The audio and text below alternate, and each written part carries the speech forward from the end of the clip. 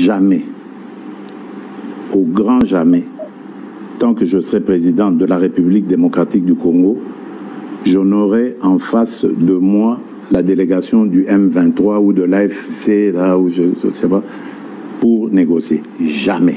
Carte sur table, mesdames et messieurs, c'est la grande thématique qui sera débattue. Nous sommes en direct sur Antoine Télévision. Probable rencontre entre Félix Tshisekedi et Joseph Kabila à Kampala. Ce sont des indiscrétions et non une information officielle sur ce plateau. Samuel Tende et puis Irbé Boanako avant ensemble de discuter sur les grandes lignes des actualités politiques. Monsieur Irbé Boanakawa, bonjour et bienvenue. Bonjour, très cher Arcel, merci.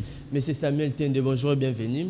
On a eu déjà à parler sur l'actualité. On va directement glisser sur la grande thématique guerre à l'Est. Quelle voie pour la sortie de cette crise? On doit privilégier les dialogues. On doit riposter vigoureuse, tel qu'avait dit le président Tshisekedi. Ou nous devons attendre les rebondissements de la diplomatie qui est en cours. Je débute avec vous, M. Samuel Tende. Vous avez 7 minutes. Que pensez-vous de cette crise qui prévaut à l'Est? On doit rappeler qu'il y a plus de 30 ans que la crise dure, plus de 8 millions de morts tels qu'on renchérit des sources internationales.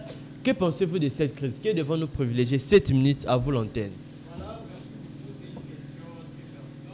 Aussi un peu la voix, oui. Nous devons éclaircir cette question parce que la jeunesse congolaise doit comprendre bien les enjeux sur cette question. Alors, vous savez, la République démocratique du Congo n'a jamais été en guerre. Nous sommes agressés, c'est totalement différent. Parce que tel que nous mourons ici, ce n'est pas tel que les Rwandais meurent dans leur territoire. Donc nous n'attaquons pas, nous sommes à la défensive. Alors cette agression, étant révolutionnaire et panafricaniste, ne peut se résoudre que de façon belliqueuse, cher Arcel.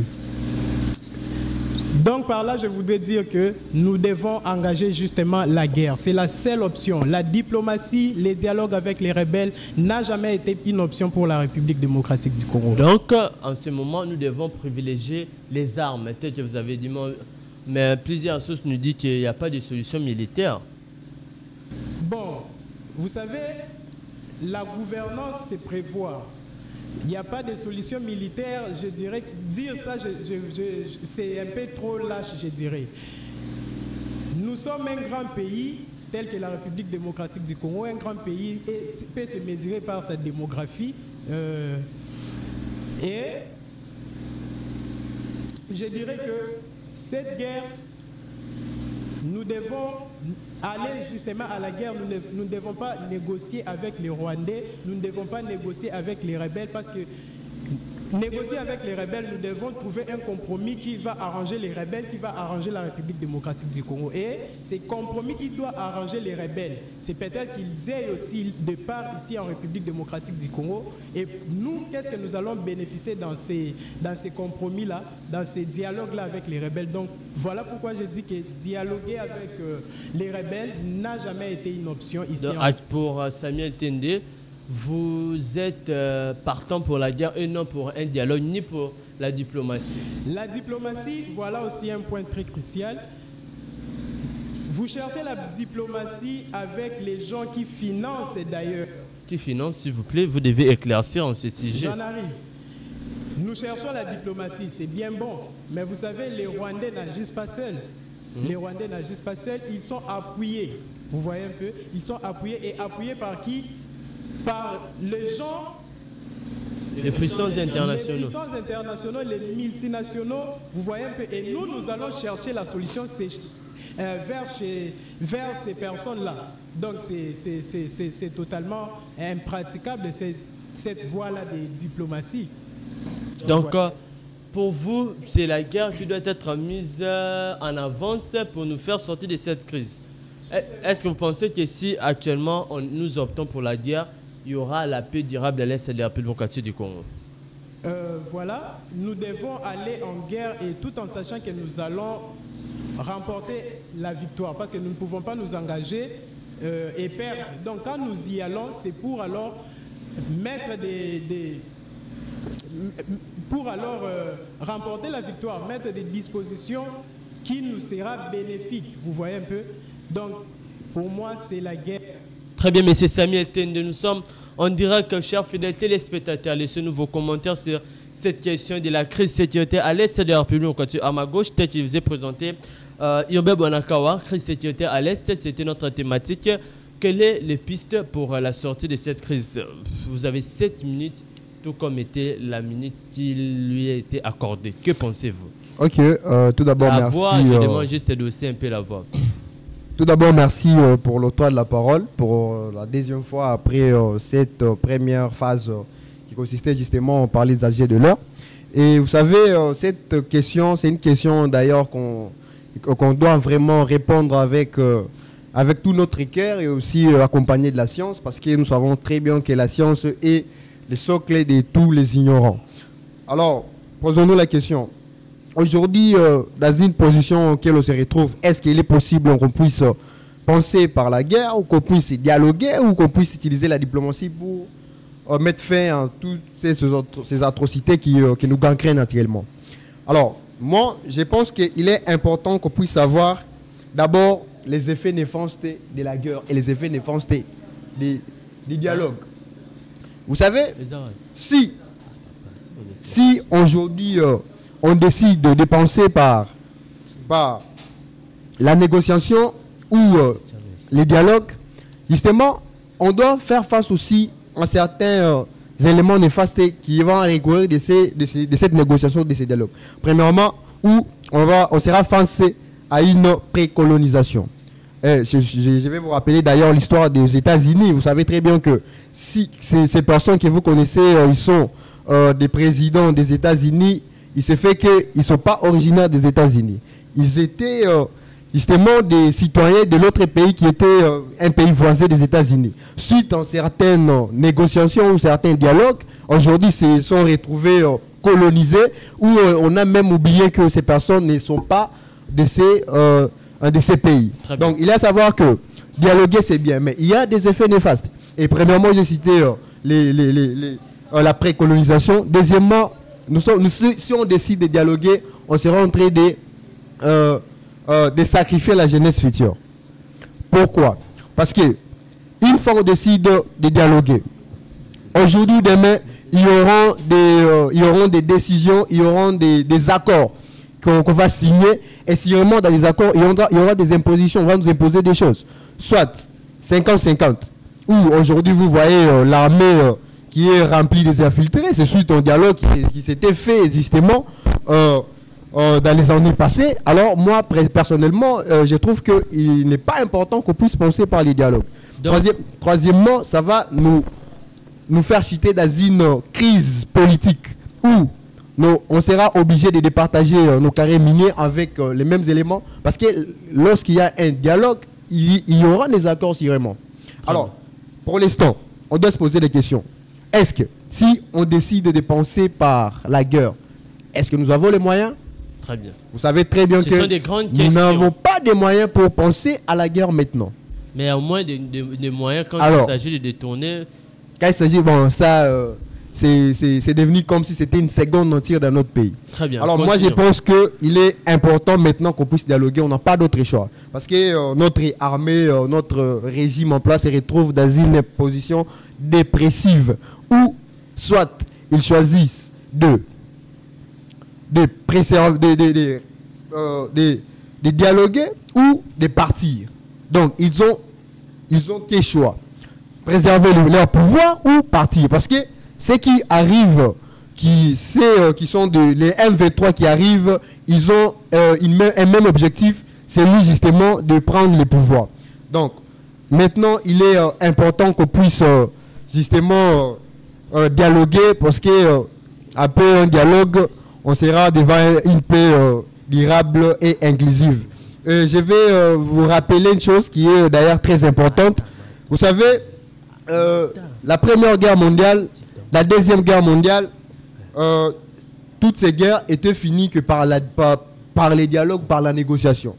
Voire même la guerre de Russie, non pas de Russie, pardon, la guerre de l'Irak, la guerre de Corée, toutes ces guerres étaient finies que par la négociation. Alors, moi, personnellement, je pense qu'il est important pour l'instant qu'on puisse négocier. Maintenant, après la négociation, on peut toutefois voir comment s'organiser maintenant pour chancer ces soi-disant infiltrés, ces soi-disant M23, soi-disant rebelles.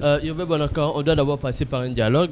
Pour l'instant, parce que nous nous retrouvons dans une situation, dans une position dépressive. On n'a pas d'autre choix par dialoguer. On doit dialoguer et puis par après chercher un moyen de chancer ces personnes. C'était les mêmes moyens qu'avait opté Laurent Désiré Kabila, dialoguer avec les rebelles. Bon, comment je peux dire, chercher d'abord de s'imposer comme président de la République et puis vouloir chercher à chasser ces mêmes Rwandais jusqu'à ce qu'on lui a assassiné.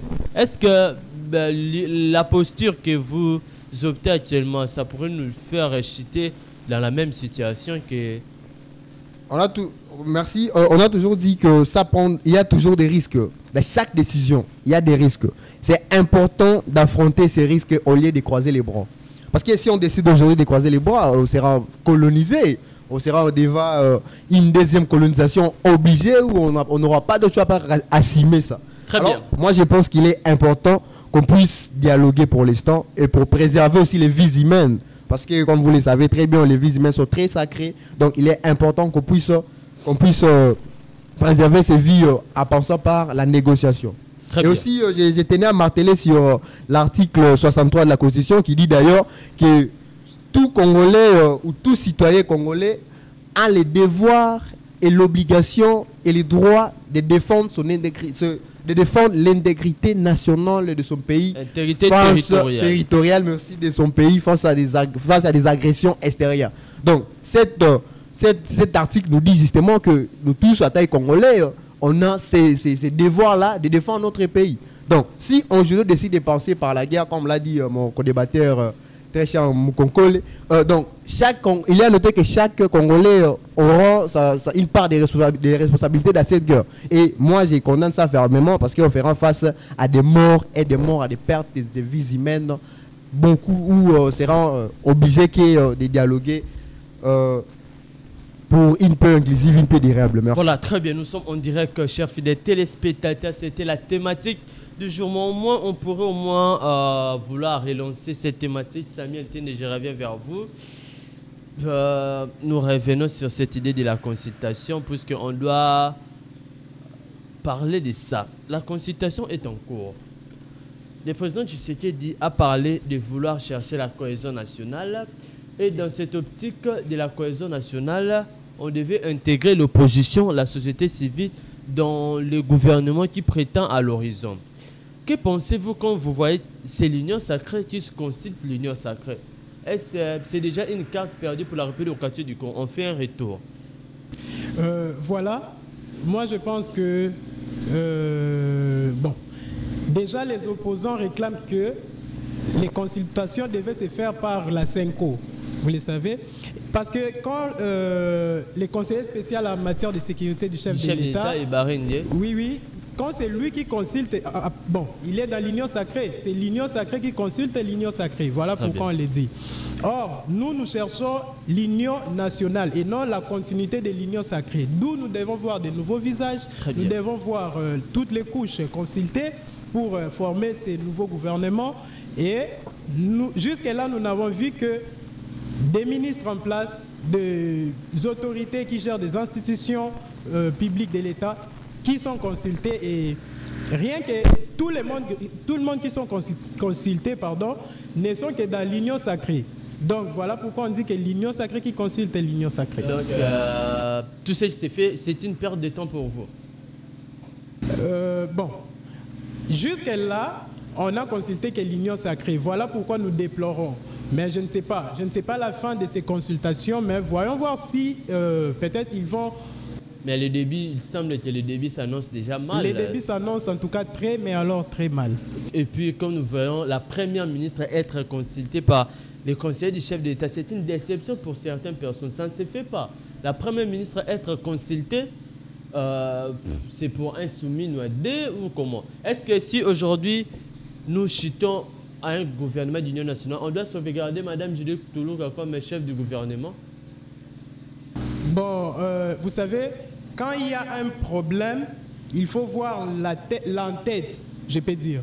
Et si nous devons changer les gouvernements, nous devons commencer par la première ministre, parce que c'est elle la chef du gouvernement. Parce que jusque-là, je ne sais pas dans son actif, enfin, je ne sais pas, on compte quoi dans son actif, mais jusque-là, en tout cas, elle a démontré son incompétence. Madame Judith Toulouka a démontré son incompétence. Donc, dans le gouvernement d'union nationale, on ne doit pas envisager lui revoir. Donc. Sinon, ça serait justement un soumis-noix 2. Là, ça n'aurait aucun sens. Nous avons besoin de nouveaux visages à partir de du chef du gouvernement. Et la suite? Et la suite, ça viendra après. Mais on doit d'abord débuter par là, la tête. Très bien. Monsieur Urbain Bonakawa, on fait un retour sur les consultations qui est en cours. On voit l'Union sacrée qui consulte l'Union sacrée, votre point de vue. Et c'est si aujourd'hui on chute dans le gouvernement d'Union nationale, devons-nous sauvegarder la première ministre Judith Souminwa? Vous avez 5 minutes. Ok, merci pour cette question. Vous savez, il y a une théorie arithmétique des chiffres 10 qui nous dit d'ailleurs que il ne faut pas adopter 5 pile 5 parce que justement ça va donner 10. Donc il faut justement adopter l'autre chiffre pour que tu puisses aboutir au même chiffre. Et moi je pense qu'il est important qu'on puisse essayer de diversifier la gouvernance. Vous savez que depuis des années, depuis 2006, il y a toujours les mêmes personnes, les mêmes visages, ces mêmes régimes. On en a marre. Aujourd'hui, la jeunesse ne participe pas à des décisions de l'exécutif. Nous devons rappeler que Jean-Pierre Bemba appelé les jeunes à intégrer l'armée, mais quand il s'agit de consultation, il ne monte pas au créneau pour appeler les jeunes de venir chez Ibareng peut-être consulter. Et d'ailleurs, c'est une question en tout cas très pertinente. C'est une question qui, moi en tout cas personnellement, ça m'étonne. Comment vous pouvez arriver à un point d'aller chercher des jeunes étudiants et les faire intégrer dans l'armée? C'est anormal. Nous savons très bien que les universités sont faites pour des personnes qui ont ces sens-là de réfléchir. Et nous savons très bien que dans une société, il y a beaucoup de catégories des hommes. Donc il y a les intellectuels, il y a les alphabètes, il y a les non-intellectuels, il y a ceux qui n'avaient pas pu aller à l'école. Alors moi je pense que ça n'a pas été une bonne stratégie d'aller chercher les branchés soldats au niveau des universités. Parce que nous savons très bien qu'ils sont à l'université pour se faire former en vue d'utiliser leur stratégie pour sauver ces pays. Mais vous avez trouvé mieux que ces mêmes personnes... Retour aux consultations. Consultation pour le gouvernement d'union nationale. Consultation pour le gouvernement national, je vais le dire comme je l'ai dit tantôt, que c'est toujours la même chose. Donc nous sommes en train d'appliquer la théorie arithmétique des chiffres 7, où on sait que 4 fois 4 plus 3 donne 7. Alors, il est temps d'essayer un peu de changer la méthode. Il est temps de changer la méthode. Nous avons que les mêmes personnes, que les mêmes figures. Il est temps d'essayer un peu de voir certaines personnes qui sont même en politique. On a des professeurs, on a des personnes qui ont des bagages intellectuels. Nous avons besoin de ces bagages pour résoudre ces problèmes. Mais nous sommes là mais il y a des professeurs qui nous ont décidé, à l'occurrence Mkoko Samba est au gouvernement, mais quel est son bilan au sein du ministère très important de l'économie? C'est précaire. Vous savez, dans l'état actuel, on n'a pas besoin d'une seule personne qui semble compétente pour sauver les pays. On a besoin de tout un système renouvelé. Si aujourd'hui, on décide de prendre au moins 5 ou 6 personnes qui sont comme Mkoko Samba, je suis sûr qu'il y aura un petit changement au niveau de la vie sociale. Mais prendre une seule personne et d'autres personnes sans que ces personnes de cette même catégorie, je pense que ça va pas. Les consultations en cours, c'est déjà une peine perdue. En tout cas, c'est une perte de temps. Sacrée. Ouais, l'union sacrée, aussi l'union sacrée. Jean-Pierre Bemba sur l'identité de Joseph Kabila, c'est un Rwandais dans une situation où nous cherchons la cohésion nationale, toujours chez vous. 3 minutes, dans une situation où la République du Congo veut la cohésion nationale pour que nous puissions avoir un même état d'esprit. On voit Jean-Pierre Bemba monter au créneau pour faire des allégations très troublantes à l'égard de Joseph Kabila, le sénateur, avec que c'est un Rwandais. Il n'est pas le fils à son père, tel qu'on nous présente El Dekani à sa mère. Que pensez-vous de ce genre des allégations? Moi, je pense que c'est un règlement des comptes. C'est un règlement des comptes parce que bien que ses origines ont toujours été douteuses, c'est pas qu'aujourd'hui qu'on va essayer de s'apitoyer là-dessus. C'est depuis qu'on grandissait, on avait toujours cette même histoire que Kabila, il se fait qu'il n'est pas congolais, mais on a vécu avec. Il a dirigé ce pays pendant 18 ans, on le savait très bien. Et c'est pas aujourd'hui que Bemba va venir de nulle part, essayer un peu de nous traumatiser encore avec cette même question. C'est une traumatisation. Ouais, c'est traumatiser le peuple congolais. Vous savez, nous savons tous l'origine de Barack Obama. Il n'était pas né là où il gouvernait, mais on sait très bien qu'il a fait des bonnes choses pour ce pays. Donc c'est pas seulement, on ne doit pas se focaliser dans la casquette origine de la personne pour essayer un peu de voir qui peut gérer notre pays. Si une personne a une bonne volonté de gérer la chose, donnez-lui la chance. On n'a pas seulement besoin d'un Congolais de père et de mère. On a juste besoin d'une personne qui a une volonté de nous aider à changer ce pays. Parce qu'on a bel et bien donné des Congolais les pays. Qu'est-ce qu'ils ont fait? Qu'est-ce qu'ils ont fait avec? Aujourd'hui, nous sommes dans une situation d'ailleurs très grave où la vie courante est devenue très compliquée. On ne sait plus comment vivre. Les embouteillages, les salubrités et tout consort. Et ce sont les Congolais des pères et des mères qui ont détruit ça. Alors comment on va gérer cette situation? Et pourtant, pendant la période de Joseph Kabila, la vie était un peu favorable qu'aujourd'hui. Donc moi je pense que si une personne a la volonté de diriger les pays, si une personne a en tout cas l'ambition là de bien gérer ces pays en vue de l'accroissement de certaines entreprises de notre pays puissent aller d'avant, je crois qu'il est important qu'on puisse le soutenir. On n'a pas de choix à part le soutenir. Parce que vous savez très bien qu'il y a certains hommes politiques qui ont dirigé certains pays où ils ne sont même pas des originaires. Très bien. Nous sommes pratiquement à la fin. On nous signale, messieurs Samuel Tende, la même question vous êtes aussi posée. L'identité de Joseph Kabila reste douteuse. Oui, c'est une évidence, mais on voit Jean-Pierre Bemba dans une situation où nous voulons la cohésion nationale. Montons au créneau pour juger Joseph Kabila d'être rwandais. Que pensez-vous de cette allégation de Jean-Pierre Bemba?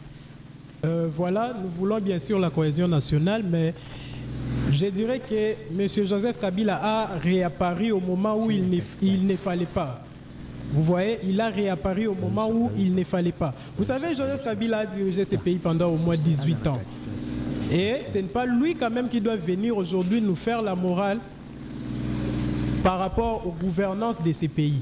Lui, il a dirigé pendant les 18 ans et tous les problèmes que connaisse la République démocratique du Congo aujourd'hui, nous les avons hérités de Joseph Kabila.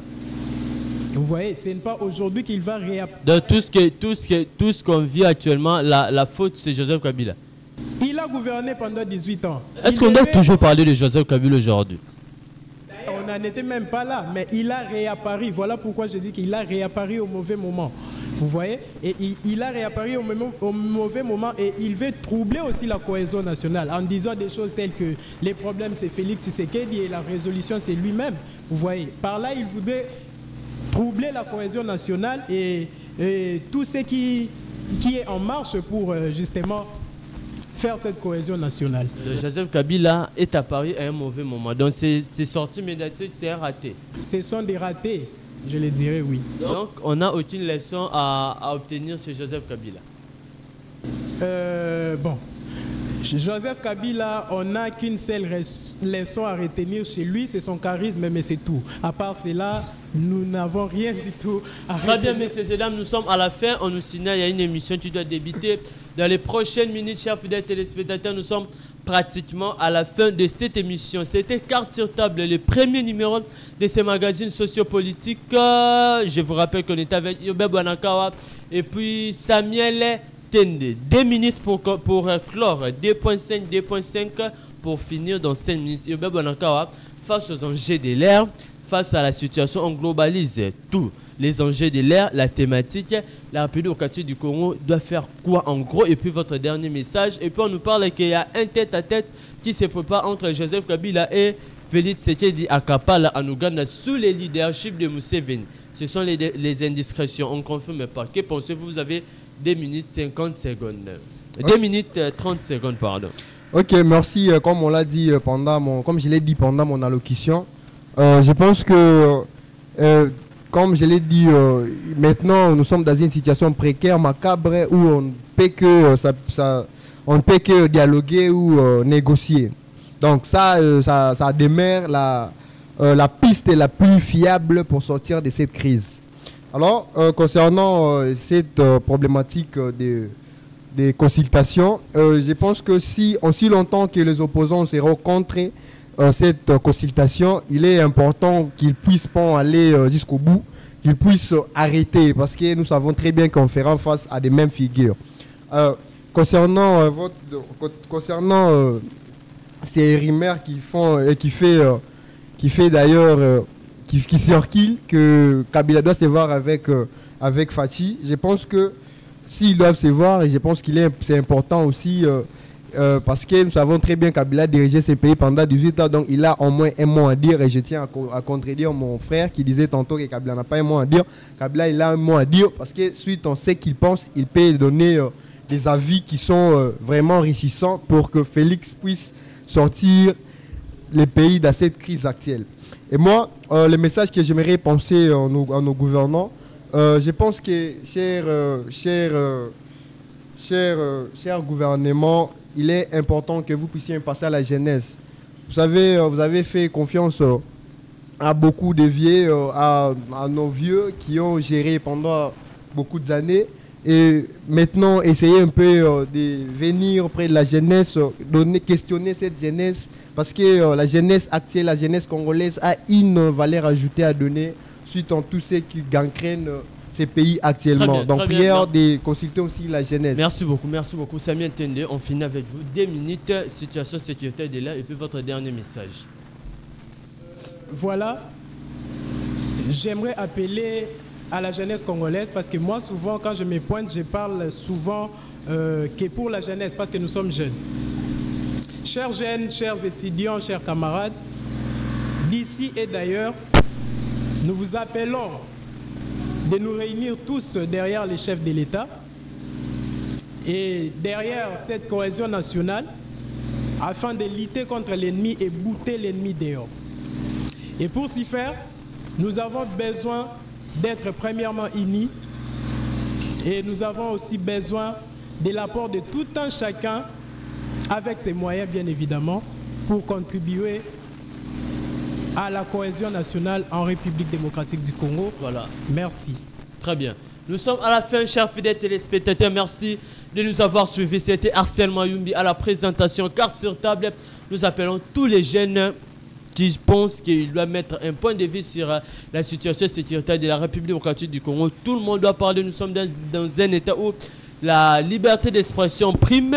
Vous pensez que vous devez venir chez nous pour parler, pour vous donner votre point de vue sur la gouvernance, sur la situation sécuritaire ou politique de la République démocratique du Congo. Appelez-moi sur les numéros qui est en bas de vos écrans ou en dessous de vos écrans pour vous programmer et venir ici. Nous lançons un appel au président Tshisekedi. Les consultations en cours dont on consulte selon les prétextes, c'était les opposants qui devaient intégrer le gouvernement. Mais ici, on voit que c'est les prétextes qui quittent son contexte. Je vous appelle le président de la République d'arrêter les consultations en cours, puisque c'est une perte de temps. On voit des gens, on doit précéder les événements. Tout ce qui se fait actuellement, c'est un raté, c'est une perte de temps. Soit vous devez déléguer une autre personne, ou soit je peux opter ce que vous avez dit, la consultation, mais sous l'émanation de la CENCO ou de l'ECC. Pour la publicité sur Antoine TV officiel L, de vos entreprises, de vos produits ou pour la couverture de vos différents événements tels les anniversaires, le mariage et les conférences. Veuillez contacter notre direction commerciale au +243 89 73 78 781 ou +243 83 34 87 744. Merci de nous avoir choisis.